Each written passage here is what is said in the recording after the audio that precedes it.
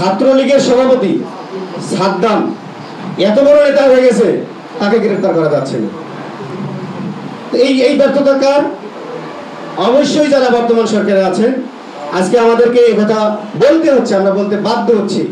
একটি call record ফাঁস শুনেছেন, সেখানে বাংলাদেশের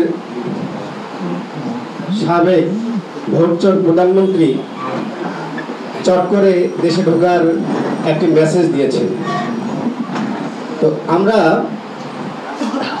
তো নর্মালি যদি বিষয়টাকে দেখি, তাহলে আমরা আবারও ভুল করব। এই কথা কেন বলছি? যেহেতু শেখ হাসিনা পালাবার আগে কোনো মেসেজ দিতে পারেনি, এই কারণে এটি শেখ হাসিনার দোসর এবং প্রেতাত্মা যারা প্রশাসনে বসে আছে, এটি তাদের কারসাজি। অর্থাৎ তারা আওয়ামী লীগ, যুবলীগ এবং ছাত্রলীগের যারা সমর্থক আছে, তাদেরকে এই মেসেজটা দিতে চায়। তাদের মনটা এইভাবে চাঙ্গা করতে চায় যে তোমরা হতাশ হয়ে না, যে কোনো সময় আমাদের নেত্রী দেশে ফিরে আসতে পারে। কত বড় স্পর্ধা দেখেন। তাহলে এই স্পর্ধা কারা দেখাচ্ছে? শেখ হাসিনার ফেলে যাওয়া প্রেতাত্মা শহীদ হাসানের দোসররা।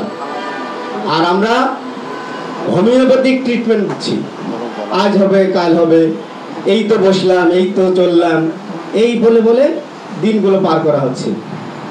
গতকালকে শেখ হাসিনার 40 হয়েছে, ফেসবুকে দেখেছি। এখন আমার প্রশ্ন হচ্ছে দুটো। সেটা হচ্ছে যে আমরা কিন্তু 111 দেখেছি।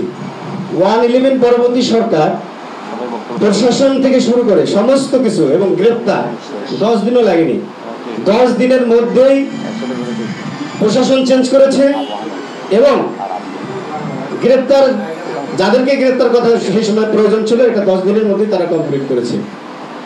এবং সেই সময় দুই দলের শীর্ষ নেত্রীকেও গ্রেপ্তার করেছে 111 সরকার।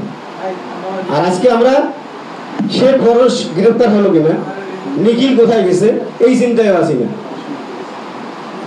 ছাত্রলীগের সভাপতি সাদ্দাম এত বড় নেতা হয়ে গেছে, তাকে গ্রেপ্তার করা যাচ্ছে না। এই ব্যর্থতা কার? অবশ্যই যারা বর্তমান সরকারে আছেন। আজকে আমাদেরকে এই কথা বলতে হচ্ছে, আমরা বলতে বাধ্য হচ্ছি। এই কারণে যে এই সরকার কিন্তু আমাদেরই সরকার, এই সরকার কিন্তু জনগণের সরকার, এই সরকার শহীদের রক্তের উপর শপথ নেওয়া সরকার।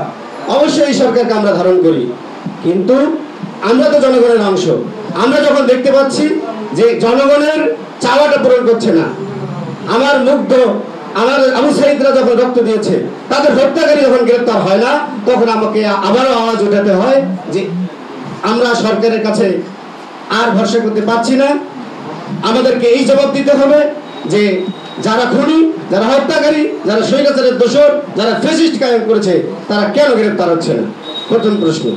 দ্বিতীয় হচ্ছে যে যারা গ্রেপ্তার হচ্ছে, তাদেরকে কোন আইনের আওতায় বিচার করা হবে?